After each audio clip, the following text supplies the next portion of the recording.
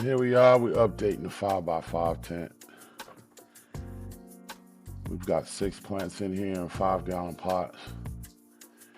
And I think we're about day 22. Yeah, day 22. Everybody's looking lush, reaching for the sky. That one in the middle right there is still a little light colored, but I think that's the phenotype expression. But we're doing pretty good so far.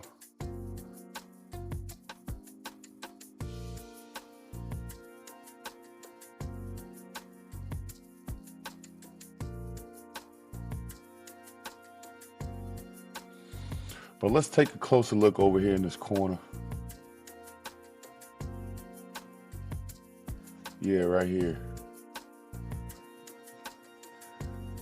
Before I say anything, I want to know if you see what I see.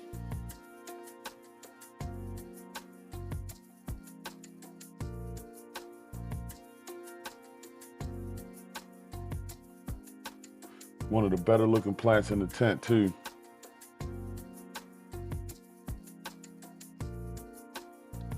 Look close. Look real close.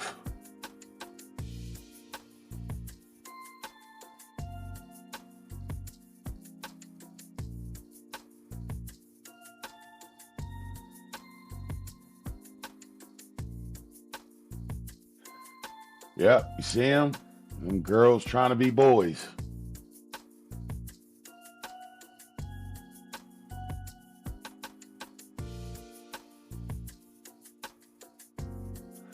It's a sad day in the 5x5.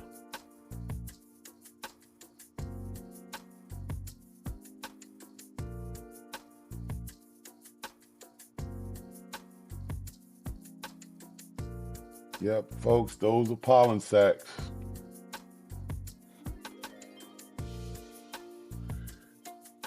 Now I'm going to give credit to me possibly leaving the tent open overnight. And this tent is in the bedroom. And it probably got a little bit of sunlight before it was ready. Now I'm not sure, but I'm going to give a light leak credit for these plants herming.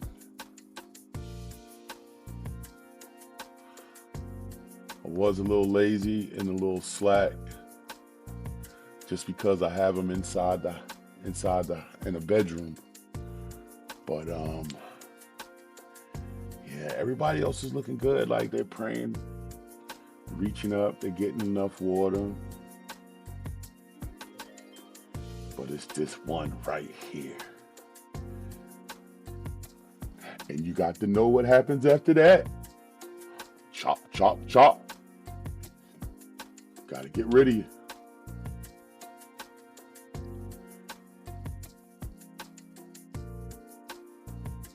So we're going to remove this plant for real. It's going to pollinate all of the other female plants in the tent, and we'll have seeds everywhere. And we're not growing for seeds right now, but I am actually trying to identify one of these plants that has the pheno expressions that I really like. So this is just the process of elimination. I'm not too upset about it. So we're just going to start chopping and remove this plant and narrow the search. Now, being it's only 6 plants, I'm not going to say this is a hunt, but we are trying to identify favorable traits from at least, I have 7. I got 7 plants, but these 6, I've taken clones of all of these 6 here. So I don't know, I'll decide what I'm going to do with the number 4 clones. And we'll move on from there. But as of now, number 4 is done. She is no longer a part of this grow.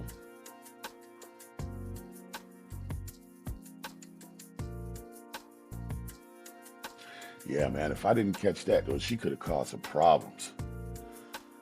she would have caused some real problems. I would have got a bunch of seeds I really didn't want. Now, from my understanding, if you take a female plant that is hermed or that has developed pollen sacs, male parts, you could pollinate another plant and you'll get feminized seeds. But this wasn't intentional, and it could be a trait that this plant is going to likely express more than 50% of the time. So we're not going to take our chances with creating those type of seeds. We're just going to remove this plant altogether.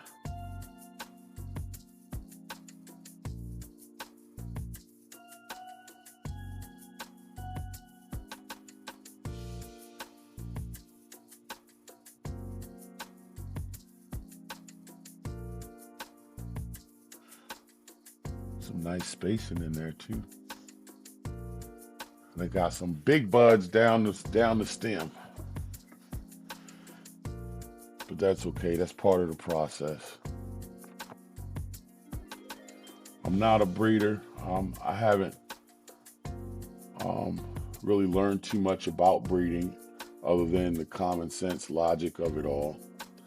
And I feel like I'm smart enough to at least grow a bunch of plants of the same strain and pick out the ones I like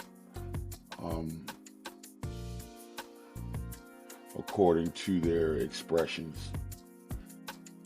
And the crazy part about it is, being a breeder is like you got to do this over and over and over again and check different variables each different time. So you could say I unintentionally stressed this tent and discovered a weak strain or a weak cultivar that was that couldn't stand up to light leaks. So we're gonna get rid of this one and move on, continue flower. And what we're interested in is identifying a good appearance, and also identifying desirable effects. So I'll also document the ease of growth, each character, how the plant behaved as it grew, whether it grew fast, slow, short, tall. And I'll make a selection of maybe 2 or 3 out of the 7 and regrow them again, see if I can get the same results, and probably narrow it down one more time between 1 or 2. Depends on what I get at the end product. If I get something that's just as good but different than the other, then I'll keep them for their purposes, but then eventually create but identify the plant that I like the most, and then I'll just cut a bunch of clones. Maybe I'll make a mother plant, cut a bunch of clones of it, and once I kind of dial it in a little bit, I'll find another strain that I like a lot. It might go good with this one here, and seed it out and make my own seeds. But yeah, I'm not just gonna do it just to do it. I really like this strain. This is Guava Girl, so I'm going to try to keep her around for a while. But I think intentionally is to find the phenotype of expressions that I like the most and narrow that down to that one particular plant. So I will like I said, I'll make a mother plant and continue to cut clones off of the mother plant, and all of those future plants will be identical to each other. So I won't have to worry about taking a guess each time I grow it, it's going to be different. No, each time I grow it, it's going to be the same.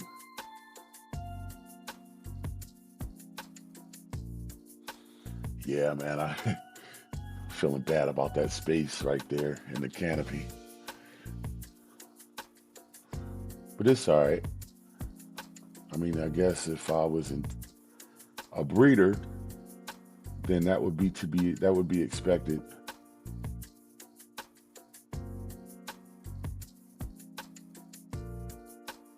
But what really delivers another challenge is that space that's going to be in the canopy on that net. So if I was growing these without a net, all I would do is just reposition those plants to fill in that whole top space again. They may not be done stretching, but I'm sure they would really appreciate the extra space. See, I would move that one over, that one down, and should just continue spreading it out.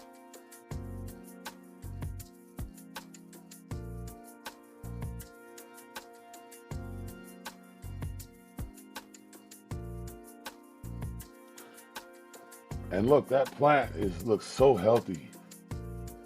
That plant's so healthy. Oh, I'm giving it away, aren't I?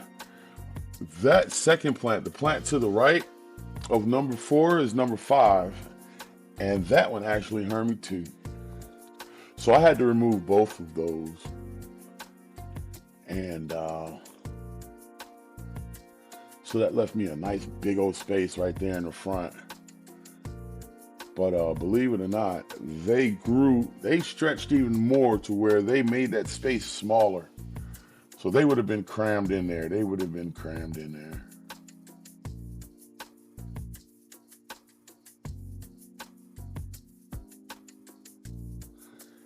Yeah, that's all I can say about that.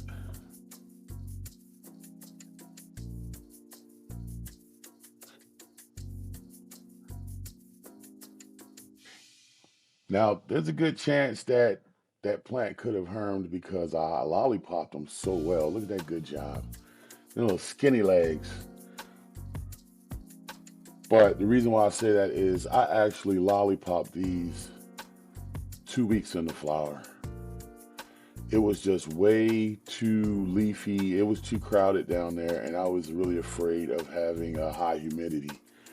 So I went ahead and did my defoliation and cleaning up the bottoms. And hopefully I won't have to do it again, but that will also reduce me having to do a whole lot of work later on. The longer I wait, the more leaves there are, so I got it done early. And that's not on schedule, it's just because it was so leafy and so thick that I intentionally did that just to, free up some airspace down there so they weren't crowded and creating a lot of unnecessary moisture and humidity. So basically I'm saying removing all of that on the bottom kind of helps keep the humidity down a bit in the tent. And another good idea would be to have a fan on the floor. I don't think you can see it, but I got it on the floor back there. And it blows air around in the bottom to kind of break up those humidity pockets that may exist underneath. But removing all those branches and all of those leaves made it a lot easier for the bottom to breathe. And it made it a lot easier for me to be able to get to the pots to water the tops. Now I had just recently, maybe a week or 2 ago, I had just top dressed. So I definitely want to use that soil for something because it has nutrients in it. And then I want to keep it alive, the biology in that soil alive for whatever the next plants I may put in there. And when I think later in this video, I'm talking about putting some autoflower seeds in those pots. But I can't leave them in there because autoflower seeds need more than 12 hours of light. So it'll be back to the veg tent for them.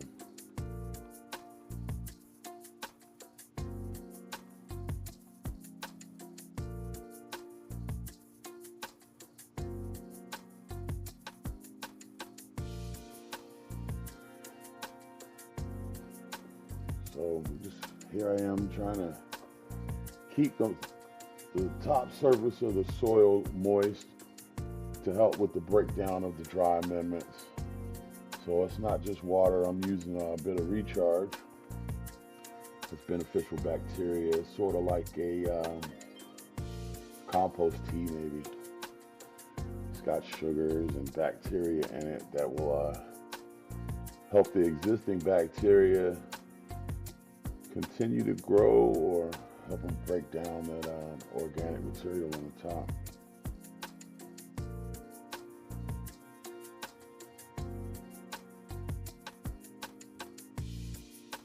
All right, so I'm going to end my voiceover right here because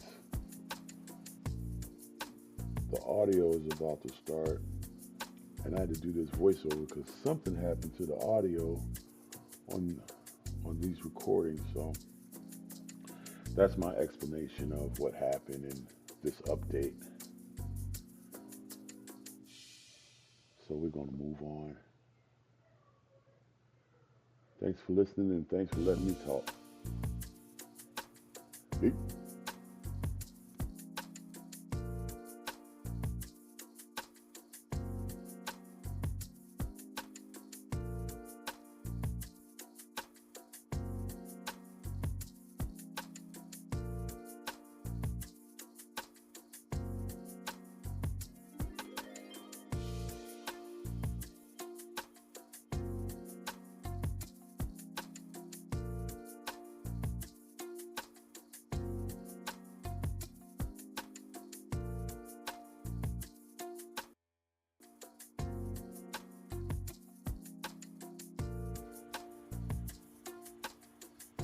Still try to maintain the soil, so I'm just gonna hit it with a little bit.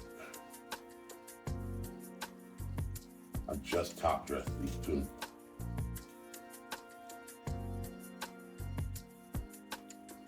Shit, I might pull the plant out, throw auto in there.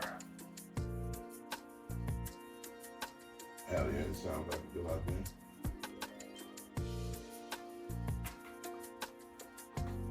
Let's see, if we're at day 20, I'm not popping auto in here.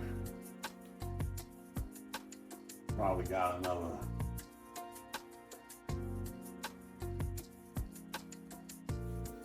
40 to 50 days, 40, 50 days. Just the auto I have is 60, 70. Shit, I'm gonna do that anyway, hell yeah.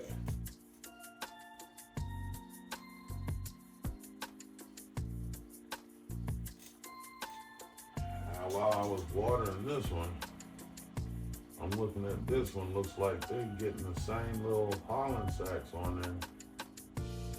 But the majority of them have a little pistol hair coming out, so I'm not quite sure or what to do about this one. This one definitely looks like a pollen sac, but it's got hairs coming out of it. I'm gonna wait another day.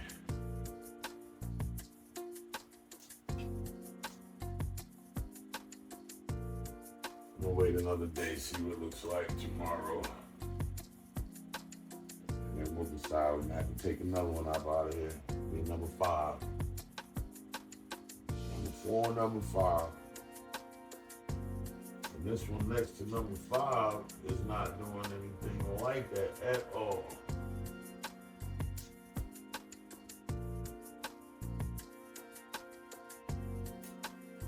Just 4 and 5, we'll see. We'll check on them this evening and maybe tomorrow. Yeah. This is not a test, it's the real deal. Help me! Help me!